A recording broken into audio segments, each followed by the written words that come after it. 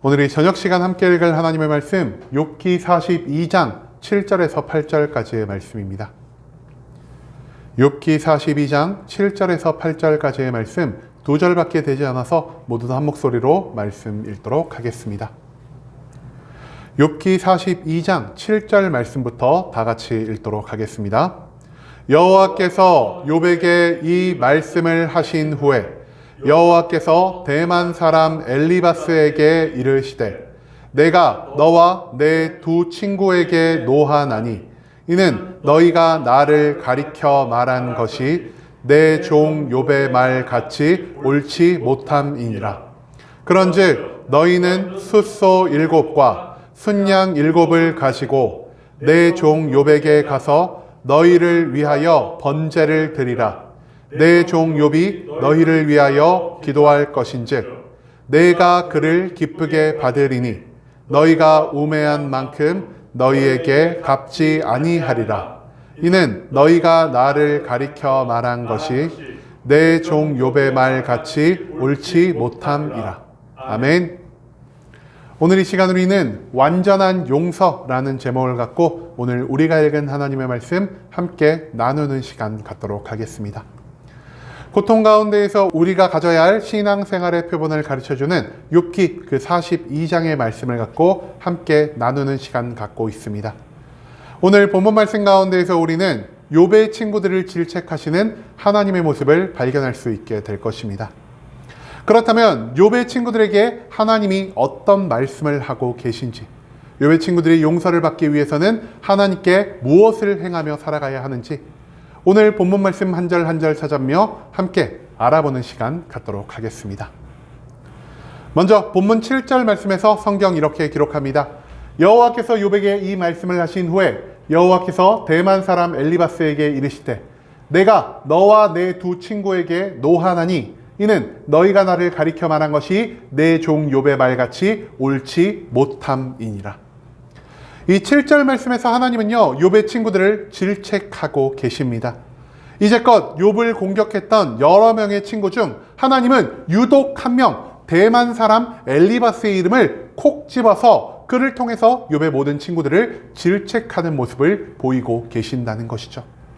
오늘 말씀에서 엘리바스는요 욥의 모든 친구들을 대표하는 가장 대표적인 죄인으로 나타나고 있다는 것입니다. 왜냐? 엘리바스는요 욥을 정죄하고 욥을 판단함으로 이유 없는 심판의 고통 가운데 있는 욥에게 더욱 큰 고통을 안겨준 가장 첫 번째 인물이었습니다. 만약 엘리바스가 욥을 정죄하고 욥을 판단하는 대신 욥을 위로하고 욥의 곁을 잠잠함으로 지키며 욥이 하나님께 기도함으로 나아갈 때 욥과 함께 중보하는 마음으로 기도하는 모습을 보였다면 엘리바스 뒤에 있는 친구들도 엘리바스를 따라 욥을 위로하고 욥을 위해 중보 기도를 할 수 있었겠다라는 생각을 우리가 한 번쯤 해볼 필요가 있다라는 것입니다. 그렇기 때문에 엘리바스는요 욥의 친구들의 모든 죄악을 대표해서 하나님께 질책을 받고 있다라는 사실, 그것을 우리가 오늘 이 7절 말씀 가운데에서 먼저 생각해 볼 수 있기를 소망합니다. 그리고 하나님은요 엘리바스를 포함한 욥의 두 친구들에게 이렇게 말씀하고 계십니다. 내가 너와 내 두 친구에게 노하였다라고 말입니다. 여러분, 하나님은 지금요 엘리바스를 포함한 두 명의 친구들에게 화를 내고 계십니다. 그런데요 하나님은 무슨 이유로 이 땅에 있는 사람들에게 화를 내시는 분이라 할 수 있을까요? 사람들이 하나님 앞에 죄악을 범했을 때 그 죄로 인해서만 하나님은 분노하시는 분이라는 사실을 우리가 절대로 잊지 않을 수 있기를 소망합니다. 즉 엘리바스와 두 명의 친구들이 하나님 앞에서 큰 범죄를 저질렀기 때문에 하나님은 지금 그들을 죄인으로 규정하시며 그 죄인들을 향한 분노를 표출하고 계신다는 것입니다. 그렇다면 엘리바스와 이 두 명의 친구는 과연 하나님께 어떤 죄를 지었다라 할 수 있을까요? 우리가 여태껏 계속해서 나오는 욥기의 앞선 말씀에 근거하면요 엘리바스와 두 명의 친구들은 하나님을 자기들의 지식에 가둠으로써 하나님의 뜻을 자기의 편한 대로 이해하고 하나님의 뜻을 자기의 마음대로 나의 삶 가운데 해석하고 적용하려는 모습을 보이는 자라 할 수 있겠습니다. 이로 인해서 그들은 위로와 사랑 그리고 중보의 기도가 필요한 욥에게 오히려 정죄를 그리고 하나님이 요구하지 않으신 회개를 촉구함으로 욥을 더욱 괴롭게 만들고 하나님 앞에서 죄를 범하는 이런 어리석은 모습을 보였다는 사실을 우리는 앞선 욥기의 말씀을 통해서 찾아볼 수가 있다는 것이죠. 그리고 그들은요, 욥과의 대화 속에서 하나님의 진리를 직접 들을 수 있는 기회가 있었음에도 불구하고 그 진리를 받아들이지 않고 나 스스로를 절대로 죄인이라고도 생각하지 않으며 하나님 앞에 회개함 없이 계속해서 욥을 정죄함으로 자신의 죄를 늘려가는 모습을 우리가 찾아볼 수가 있게 되었다는 것입니다. 그렇기 때문에 하나님은요, 마지막 이 7절의 말씀 가운데에서 욥의 의로움을 드러내시며 친구들이 욥과는 다른 얼마나 큰 죄인인지를 다시 한번 알려주고 계십니다. 여러분, 친구들과 다른 욥은 어떤 삶의 모습을 하나님께 보였습니까? 모든 상황 속에서 하나님을 원망하거나 하나님을 저주함으로 욥은 하나님을 절대로 떠나는 모습을 보이지 않았습니다. 또한 욥은 내 생각과 지식을 뛰어넘어 내가 도무지 이해 못할 하나님의 일들이 내 주변에 벌어진다 하더라도 단지 그것은 내가 이해하지 못할 뿐 하나님은 이 모든 일들을 통해 이 땅 가운데 하나님의 선하신 계획을 성취하실 수 있는 분이라는 하나님의 모든 것들을 인정하는 마음을 가지고 나아간 자였다는 것입니다. 그렇기 때문에 욥은 이유 없는 심판 속에서도 기도를 멈추지 않았고요. 끝까지 하나님과 소통하며 하나님이 우리에게 감추신 그 선하고 의로운 계획이 무엇인지를 알아가고자 하는 마음을 가진 사람이었다는 사실을 우리는 앞선 욥기의 말씀을 통해서 그리고 하나님이 욥을 인정하시는 이 본문의 7절 말씀을 통해서 발견할 수가 있다는 것입니다.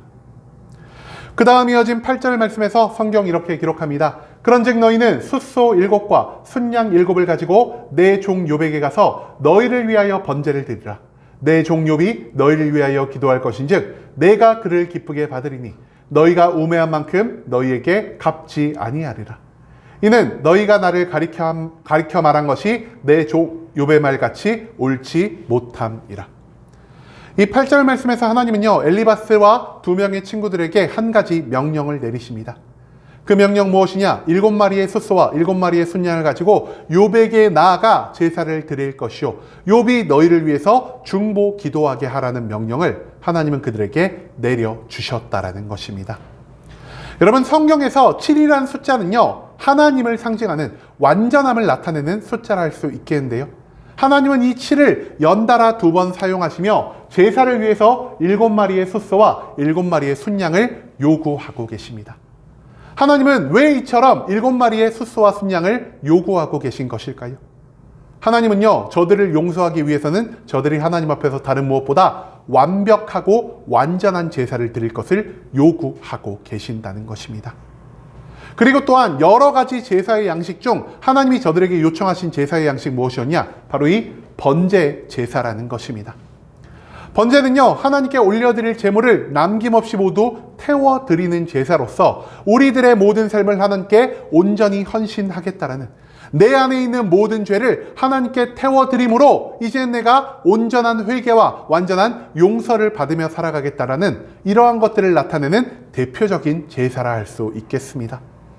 한마디로 하나님은요, 이 제사를 통해서 친구들이 더 이상 자신의 생각에 하나님을 가두는 죄를 범하지 않기를, 그리고 자신이 이제까지 지은 모든 죄를 하나님 앞에서 온전히 회개하고 나아가기를, 그리고 마지막으로 그들이 이해하지 못하는 하나님의 모든 뜻 가운데에서 기도와 소통을 통해서 하나님의 뜻을 알아가고자 했던 욥의 모습을 닮아 살아갈 것을 요청하고 계신다라는 것입니다. 또한 하나님의 명령 가운데 굉장히 특이한 것, 우리가 한 가지를 발견할 수 있는데요. 이 제사를요, 그들이 따로 한적한 곳에 가서 드리는 것이 아니라 욥의 앞에서 제사를 드려야 할 것이요, 그리고 욥에게 그들의 용서를 위한 중보 기도를 받아야만 그들의 모든 죄가 용서함 받을 수 있다는 것을 하나님은 이 친구들에게 말씀하고 계신다는 것입니다. 여러분, 앞서도 말씀드린 것처럼 지금 하나님은 이 욥의 친구들에게 분노하신 상황입니다. 왜냐? 그들이 하나님께 죄를 지은 죄인으로 규정되고 있기 때문이라는 것이죠. 그런데 하나님이 죄인의 제사를, 죄인의 기도를 과연 기뻐 받으실 수가 있을까요? 그럴 수가 없다라는 것입니다. 우리가 창세기의 말씀을 보면요, 가인의 제사와 아벨의 제사가 나옵니다. 하나님이 가인의 제사는 받지 않으시고 아벨의 제사를 받으셨는데요, 이 두 사람의 제사를 받고 받지 않음이 무엇에 따라 결정되었다라고 성경은 기록하고 있죠. 하나님은 가인의 삶을 받지 않으셨기 때문에 그의 제사를 받지 않으셨고요, 아벨의 삶을 받으셨기 때문에 아벨의 제사를 기뻐 연락하여 주셨습니다. 한마디로 우리의 삶 가운데서 보이는 죄악이 우리의 제사에까지 영향을 미칠 수 있게 된다라는 것이죠. 그렇기 때문에 하나님이 기뻐 받으실 만한 제사를 드릴 자격이 없는 그들을 대신해 하나님은 욥을 그들과 하나님 사이에 중보자이자 제사장으로 세우고 계십니다. 인간 스스로가 하나님 앞에 나아가지 못하기 때문에 하나님이 인간과 하나님 사이에 예수 그리스도를 세우신 것처럼 하나님은 죄악된 친구들과 하나님 사이에 욥을 제사장이자 중보자로 세우고 계신다라는 사실을 우리가 또한 이 말씀 가운데에서 찾아볼 수 있게 된다라는 것이죠. 그리고 욥이 이 모든 것들을 해야만 하나님은 그들이 온전한 용서를 받을 수 있다라는 말씀을 하고 계십니다. 그렇기 때문에 욥이 그들을 위해서 제사를 드리고 욥이 그들을 위해서 하나님께 중보의 기도를 하기 위해서는 먼저 친구들이 욥 앞에 나아가 그동안 그들이 잘못했던 모든 것들을 욥 앞에 솔직히 고백하고 욥에게 용서를 구하는 이러한 모든 일련의 행위가 선행되어야만 한다는 사실을 하나님은 욥의 친구들에게 가르쳐 주고 계신다는 것입니다. 욥에게 용서를 먼저 구한 뒤 하나님께 용서를 구해야만 하나님은 이 모든 죄를 용서해 주시겠다라는 말씀을 하고 계신다라는 것이죠.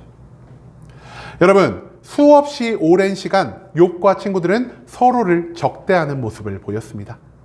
욥기가 1장부터 42장까지 총 이 말씀 가운데에서 4장부터 37장까지의 대략 80%의 내용이 욥과 친구들의 대적하는 모습을 우리에게 보여주고 있었다는 것이죠. 하지만 결국 그들의 옳고 그름을 가른 것은 누군가의 특별한 지식이나 누군가의 뛰어난 언변이 아닌 하나님의 판결이었다는 사실을 우리가 절대로 잊지 않을 수 있기를 소망합니다. 즉, 인간은요, 이 세상 가운데에서 옳고 그름을 가릴 수 있는 존재가 아니라는 사실을 우리는 이 욥기의 말씀을 통해서 배울 수 있게 된다는 것이죠. 또한 하나님의 판결 가운데에서 하나님이 가장 오늘 말씀 속에서 강조한 것 무엇이었냐? 바로 이 완전한 용서라는 것입니다. 완전한 용서를 받기 위해서 하나님은 우리에게 두 가지를 요청하고 계십니다. 첫 번째, 우리가 하나님께 나와 나의 모든 죄를 고백하고 진심을 다해 온 마음을 다해 하나님께 회개하며 나아가는 것을 하나님은 요청하고 계십니다. 두 번째, 하나님은요, 우리의 죄로 인해서 피해를 본 그 사람에게 나아가 그들에게도 하나님과 마찬가지 용서를 구하고 그들의 모든 죄를 회개하며 나아가는 이 두 가지가 모두 갖춰졌을 때 그제야 그들이 완전하고 온전한 용서를 받을 수 있다는 것을 오늘 욥기의 말씀을 통해서 가르쳐 주고 계신다는 것이죠. 여러분, 하지만 대부분 그리스도인들은요, 하나님께만 회개하는 것으로 우리의 모든 용서가 완성될 수 있다는 이러한 생각을 가지고 살아가는 것 같습니다. 그런 그들에게 하나님은 오늘 이 욥기의 말씀을 통해서 이렇게 말씀하고 계십니다. 너희의 죄로 피해를 받은 자들에게 먼저 용서받지 않는다면 나도 너희의 죄를 용서하지 않을 것이다 라고 말이죠. 즉, 회개에 있어서 중요한 것은요, 하나님에게만 죄를 고백하는 것이 아니라 내가 죄를 지은 대상에게 가서 죄를 고백하고 그들에게 용서를 구하는 이 모든 것이 먼저 선행되어야 한다는 사실을 하나님은 오늘 욥기의 말씀을 통해 우리에게 가르쳐 주고 계신다는 것입니다. 우리는 지금 하나님께 어떤 용서를 구하고 계십니까? 단지 쉽고 편하다는 이유로 나에게 피해를 받은 그 모든 사람들을 무시하며 오직 하나님께만 용서를 구하는 이러한 어리석은 모습을 우리가 범하고 있지는 않습니까? 만약 우리가 이러한 삶의 모습을 보인다면 하나님은 절대로 우리의 회개를 받지 않으실 것이요, 우리는 하나님이 예비하신 심판 가운데에서 매일매일을 고통과 괴로움 가운데 살아갈 수밖에 없다는 사실을 우리가 또한 잊지 않을 수 있기를 소망합니다. 이제는 참된 용서가 하나님과 피해자 모두에게 죄를 고백하고 회개함을 통해서만 완성될 수 있다는 것을 기억하며 내가 하나님께 회개하기 전 먼저 나로 인해 고통을 받은 모든 사람들에게 용서를 구하며 하나님의 완전한 용서를 만들어 나아갈 수 있는 순복음 함께하는 교회의 모든 성도님들이 될 수 있길 간절한 마음으로 소망하겠습니다.